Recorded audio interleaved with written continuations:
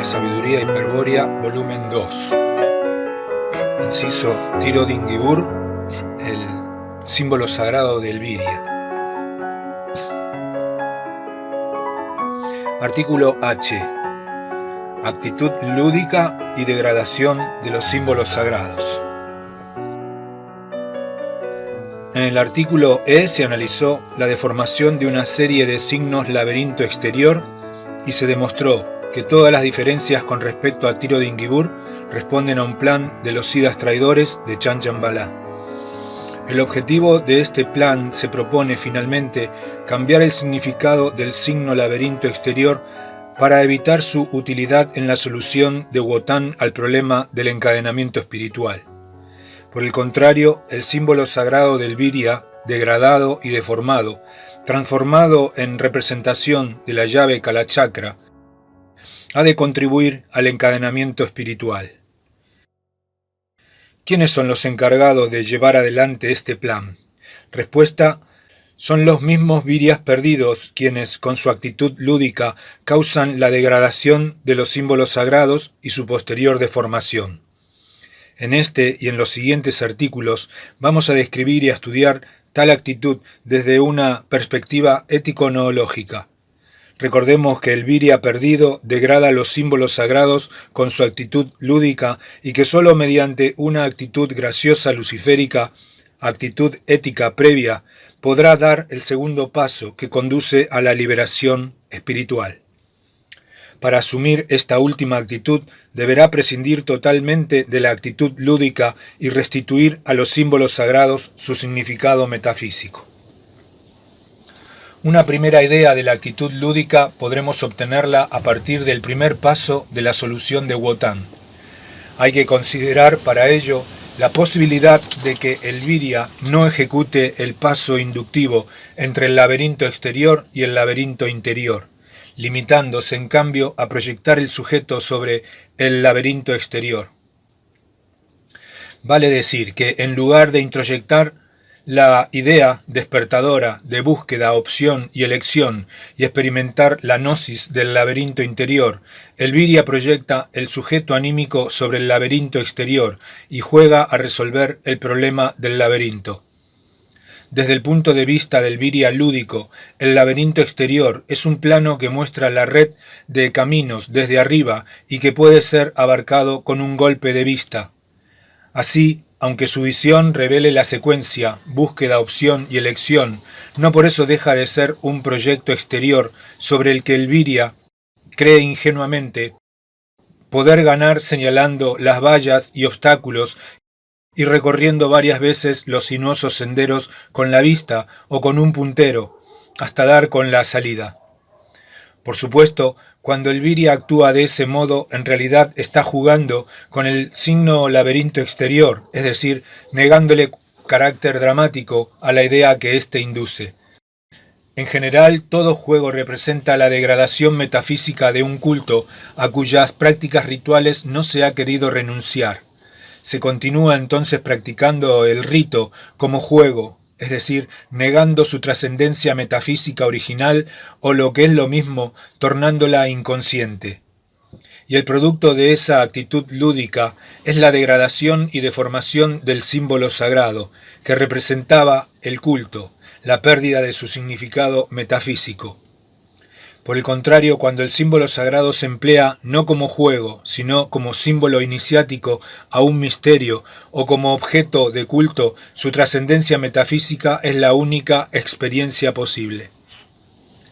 En el caso del símbolo sagrado del Virya, la trascendencia metafísica que otorga cuando es empleado en el primer paso de la solución de Wotan, procede de dar un paso más allá de la mera comprensión racional de su significado, paso inductivo que está naturalmente ausente en la actitud lúdica. Tal paso consiste literalmente en saltar al interior del laberinto interior, en convertirse en actor consciente del drama de estar extraviado en una red de caminos y sin posibilidad de orientarse en ellos. Es entonces cuando el Virya descubre dramáticamente su propia miseria espiritual, pues reconoce que se encuentra efectivamente extraviado en un laberinto colosal. Este reconocimiento ocurre como gnosis, como una iluminación súbita del yo perdido, como recuerdo de sangre, y produce la aparición de una urgente voluntad de salir. En ese momento se ha efectivamente saltado desde el laberinto exterior al laberinto interior, atravesando la barrera de una ilusión antigua. En efecto, el engaño de la libertad o del albedrío queda en evidencia cuando el yo experimenta la gnosis del laberinto interior. Queda así aniquilada la estrategia cultural enemiga que creaba la ilusión de que es posible ser y hacer por sí mismo. La comprensión de que el yo está prisionero en un laberinto y de que todos sus actos están determinados, condicionados por los caminos fijos que se deben obligatoriamente recorrer, desvanece esa ilusión. Resumiendo, recordemos que el salto inductivo que estamos mencionando, desde el laberinto exterior al laberinto interior, es la trascendencia metafísica propiamente dicha, el paso que lleva desde la simple contemplación de un símbolo sagrado hasta la íntima vivencia de la esencia que éste representa y que lo sostiene internamente. Los símbolos sagrados, como sabemos, representan verdades metafísicas, es decir, seres del plano arquetípico, arquetipos universales, mitos, etc. El salto inductivo es, pues, también un tránsito inteligente desde la forma aparente del símbolo sagrado hasta su verdad metafísica. En el caso del laberinto exterior, un tránsito tal se da entre lo externo, lo proyectado y desdoblado, lo enfrentado a la visión cognoscitiva, y lo interno, lo experimentado como vivencia del símbolo sagrado, como gnosis de su verdad metafísica. Vivencia, gnosis, que implica la aprehensión del significado metafísico del símbolo sagrado, es decir, el significado que le concede el arquetipo universal y su contexto, y no una mera comprensión conceptual, cuyo significado lógico racional radica en la estructura cultural. Quien ha atravesado de ese modo los límites del símbolo sagrado y ha obtenido la gnosis de su esencia arquetípica, sin ser fagocitado por los arquetipos universales, posee un conocimiento metafísico que tiene carácter de verdad macrocósmica, es decir, carácter de concepto o superconcepto universal. Ahora bien, con respecto al signo laberinto exterior, hay que insistir en que la gnosis del laberinto interior solo podrá alcanzarse cuando el viria está dispuesto a dar el paso en serio, a transitar hacia el laberinto interior procurando la comprensión del significado del símbolo sagrado, vivenciando la dramaticidad del extravío. En caso contrario, no conseguirá concretar el primer paso. ¿Por qué? Respuesta: porque no es posible jugar con la verdad metafísica sin degradarla y desvirtuarla al mismo tiempo. El que juega sabe que no es en serio, no se entrega totalmente y por eso ha de permanecer siempre merodeando por la periferia del símbolo sagrado. La revelación de su esencia está vedada para él. Artículo I. La actitud lúdica del viria perdido. ¿Cómo se define la actitud lúdica? Respuesta: la actitud de jugar consiste en crear un personaje imaginario, un reflejo de sí, un desdoblamiento al que se somete a las pruebas necesarias, sin confundir jamás los roles. El jugador entonces se coloca una máscara, se protege y juega a través de su personaje ficticio. Esto se comprueba notablemente en el ajedrez, juego en el cual los trabajos representan figuras de la vida humana, que facilitan las proyecciones del jugador. El trabajo del rey, por ejemplo, es quien en verdad arriesga la cabeza durante las contiendas que se libran en el tablero o en el alma del jugador, aunque el jugador se identifique temporariamente con el personaje. Sabe en todo momento que no es en serio, que siempre puede abandonar la lucha y recuperar la seguridad de su propia personalidad.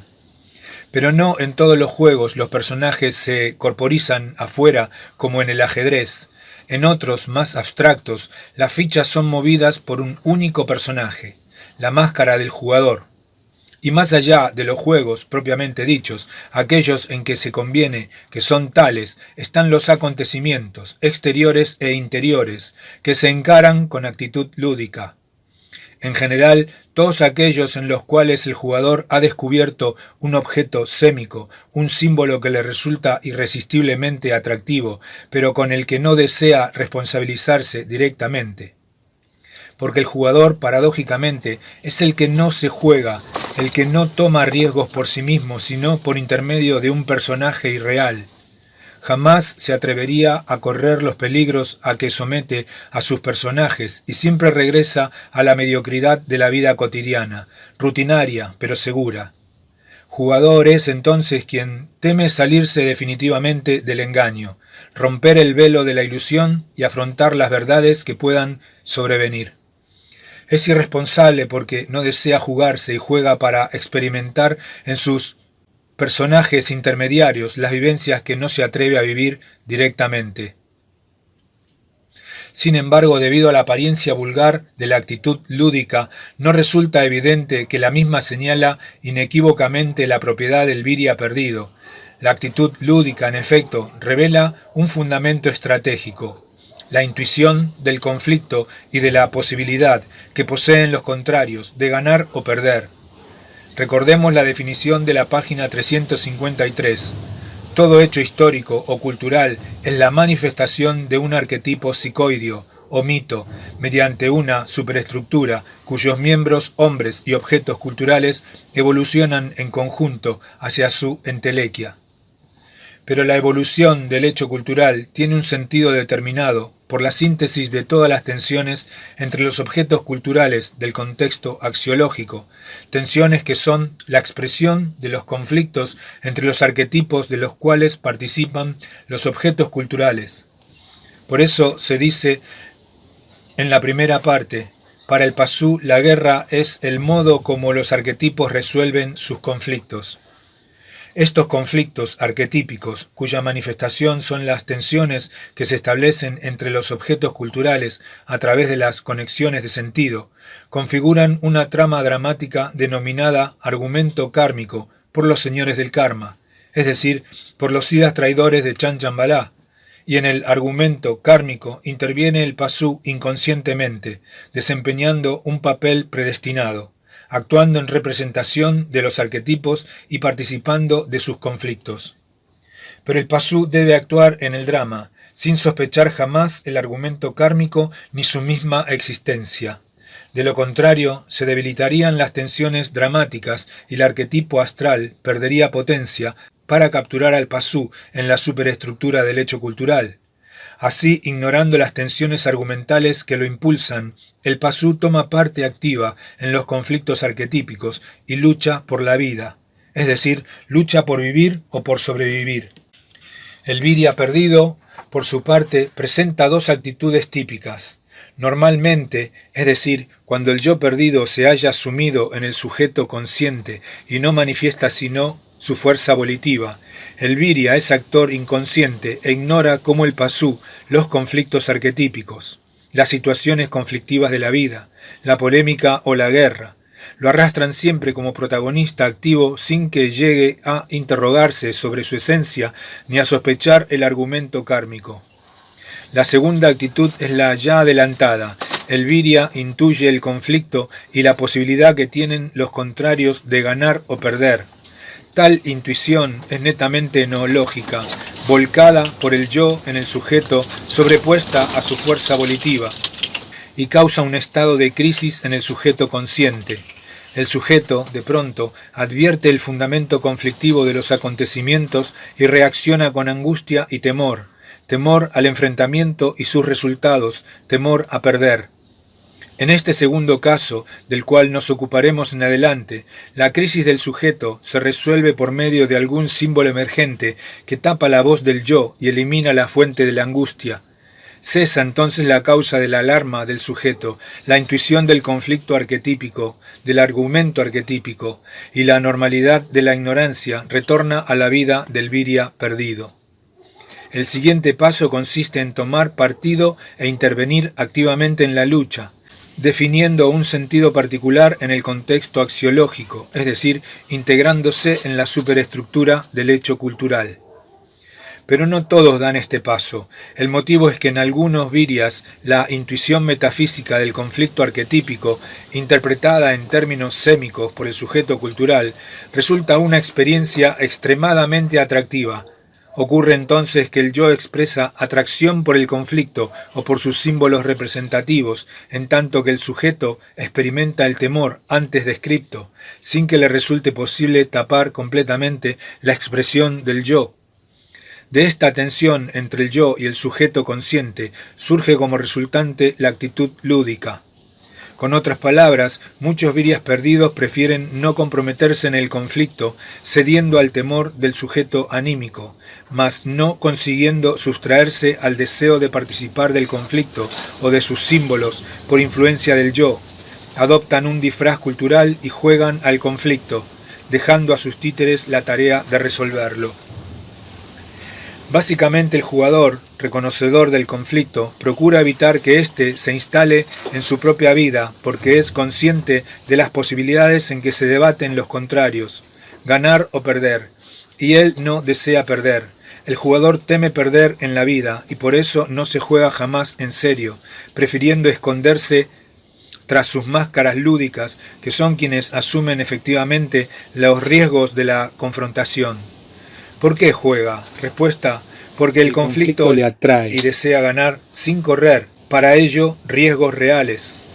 El juego satisface esa pasión, pues permite enfrentarse por el tiempo de duración de un match game con un adversario fingido y circunstancial, ante quien se arriesgarán solamente elementos simbólicos, es decir, objetos culturales dotados de valor general, puntos, fichas, dinero, etc. Vale decir, en el juego no se arriesga nada de sí, ni tanto de sí, sino tantos ficticios, objetos culturales que no comprometen la situación estratégica interior del yo.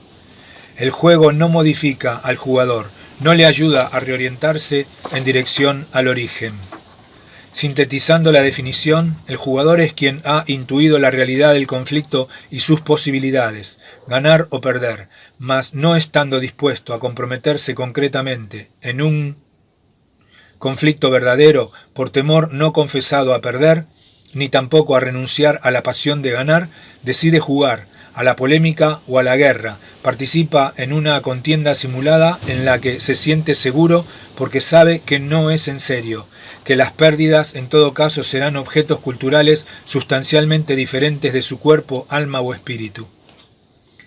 Es importante destacar que el jugador siempre es consciente de que el juego tiene un fin, que concluye indefectiblemente luego de un tiempo prefijado al cabo del cual recupera su propia personalidad.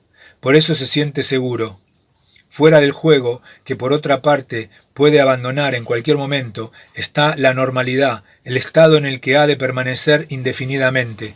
Esta normalidad en la que transcurre fatalmente su vida es el contexto axiológico del jugador, la superestructura cultural donde representa un papel fijo del argumento kármico. En realidad jamás abandona ese mundo cultural, pues al jugar solo simula ausentarse de él, disfrazándose por breves momentos de personaje o partido, proyectando su pasión por el conflicto en objetos culturales, máscaras y marionetas. ¿Qué significa esta actitud del jugador de no comprometerse con el conflicto real y su intervención, en cambio, en enfrentamientos simulados? Respuesta: que el jugador ha encuadrado el conflicto dentro de los límites del juego y que lo ha planteado en términos simbólicos. Como se ve, se trata de una operación mucho más compleja de lo que permite suponer la vulgaridad de la actitud lúdica. El encuadre del conflicto es necesario para ofrecer seguridad al jugador. Fuera del marco lúdico está la normalidad del mundo cultural. En el área espacial o psicológica de dicho encuadre ha de suceder un conflicto simulado y real, a donde se enfrenten los representantes simbólicos de los jugadores. Y es a estos símbolos, si pretendemos comprender la actitud lúdica del viria perdido, a quienes debemos prestar especial atención. En efecto, los símbolos en el juego, ¿de dónde han venido? Porque es evidente que ellos han tenido que venir al área encuadrada del conflicto. toda vez que el jugador no abandona ni por un instante su propio mundo normal. Justamente, según se ha explicado, juega para permanecer en él sin renunciar a la pasión del conflicto. Una respuesta general ya fue adelantada en H, cuando se enunció: todo juego representa la degradación metafísica de un culto a cuyas prácticas rituales no se ha querido renunciar. Se continúa entonces practicando el rito como juego, es decir, negando su trascendencia metafísica original o, lo que es lo mismo, tornándolo inconsciente. Nos referíamos allí, desde luego, a los juegos tradicionales, tales como el ajedrez o los dados, constituidos por un conjunto de símbolos u objetos culturales que deben operarse de acuerdo a ciertas reglas. Con dichas reglas se instituye un argumento lúdico que regula el comportamiento de los símbolos que se enfrentan durante la partida. Con el principio del cerco, por su proyección, se encuadra el área donde se libra el conflicto simulado. Artículo J. Promoción sinárquica de la actitud lúdica. Nos hemos referido a los juegos tradicionales para ejemplificar en general, pero aquí vamos a destacar que, en particular, la actitud lúdica es adoptada por el Viria perdido en múltiples situaciones de la vida corriente. No se trata de estos casos de antiguos cultos degradados, sino de acontecimientos actuales que el Viria perdido reduce a los términos de un juego, es decir, los encuadra y los plantea como un conflicto simulado. ¿Para qué lo hace? Respuesta: en particular, el Viria perdido encara como un juego aquellos hechos culturales a los que desea vaciar de contenido dramático. Procura así participar del hecho cultural pero sin asumir compromiso o responsabilidad alguna, quitando seriedad a su papel protagónico. Por ejemplo, todos conocemos sujetos don Juanes que juegan con las mujeres simulando toda suerte de afectos, pero que huyen ante el menor atisbo de obligación, es decir, de seriedad en la relación. Y como éste existe toda una especie de tipos psicológicos correspondientes a sujetos irresponsables hacia otros símbolos, aparte de la mujer, por ejemplo, el empleo, el hogar, los préstamos, la patria, etc., son conceptos que habitualmente se encuadran en términos lúdicos, vale decir, todo hecho que, tomado seriamente, imponga una cierta obligación. El jugador en estos casos intenta evadir cualquier compromiso que lo ligue con el hecho, quitando a éste toda seriedad, negando su carácter dramático y vivenciándolo como un juego. Se cumplen entonces las condiciones de la actitud lúdica: encuadramiento del conflicto dentro de los límites del juego y su planteo en términos simbólicos. En el ejemplo anterior, el Don Juan encuadra el conflicto en torno de una mujer símbolo. El juego consiste en seducirla, presentándose ante ella provisto de una máscara agradable. Se gana si la mujer símbolo se entrega a su títere, se pierde en caso contrario. Para la sabiduría hiperbórea, de acuerdo a la ética noológica, demostrar una actitud lúdica hacia la vida significa un auténtico suicidio estratégico. Al negar carácter dramático al hecho cultural, se está desconociendo el proceso arquetípico que lo produce y su evolución hacia la entelequia, finalidad que representa para el espíritu cautivo una catástrofe. La actitud lúdica hacia la vida produce un daltonismo nociológico que es característico en el Viria perdido y una de las causas principales de su confusión estratégica. Pero la actitud lúdica será difícil de desterrar, puesto que la cultura occidental, hábilmente dirigida por la sinarquía, la promueve en todos los niveles de la educación como medio adecuado para perfeccionar la capacidad de decidir. En efecto, existe una compleja teoría matemática de los juegos que, en el concurso de ordenadores electrónicos, permite investigar modelos analógicos de situaciones o hechos reales. Los negocios, business game, o la guerra, war game, pueden simularse en un juego cibernético, por ejemplo, el cual, desarrollado a gran velocidad, permite anticipar infinidad de variantes probables y evaluar alternativas. basándose en tales métodos cibernéticos y en la creencia de que la opción que tiene un jugador es efectivamente una decisión, se ha inventado una teoría de las decisiones a la que pomposamente se denomina estrategia. Ni qué decir que el origen de esta escuela ha sido los Estados Unidos y que sus conceptos tienen hoy aceptación universal. Vemos así ejecutivos de la banca o de las empresas transnacionales, militares y diplomáticos que emplean la estrategia del juego en todas sus decisiones. Pero estos jugadores de alto nivel que hoy dirigen el mundo son nociológicamente daltónicos. Sus decisiones de máxima solo benefician a la sinarquía. Y más abajo de los ejecutivos estrategas, pragmáticos y despiadados para ganar dinero, el occidente capitalista, siguiendo el modelo del American Way of Life, produce diariamente millones de nuevos jugadores daltónicos, virias perdidos que se incorporan a la vida dispuestos a competir para ganar. Naturalmente la amoralidad de un modo de vida que induce a sus partícipes a competir como en un juego en el cual para demostrar destreza hay que destruir efectivamente al adversario, está a la vista.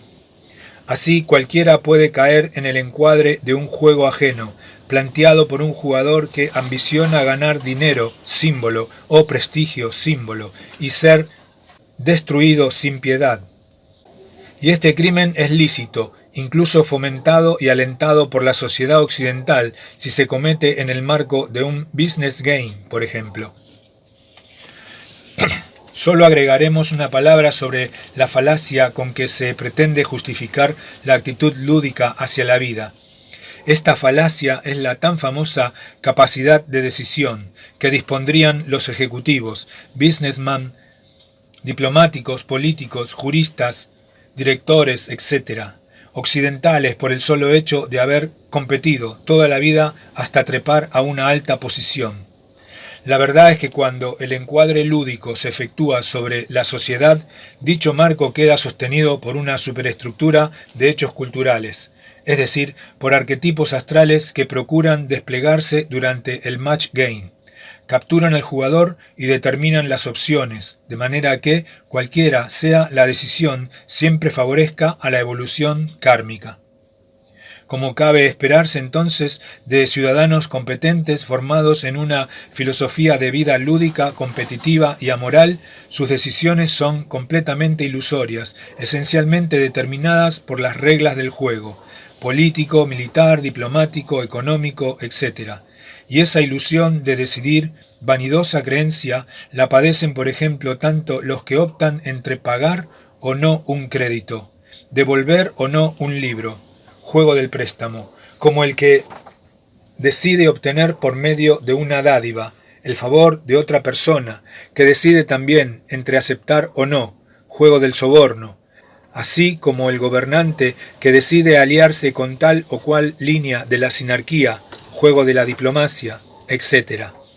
Estas no son decisiones verdaderas, puesto que las opciones son falsas.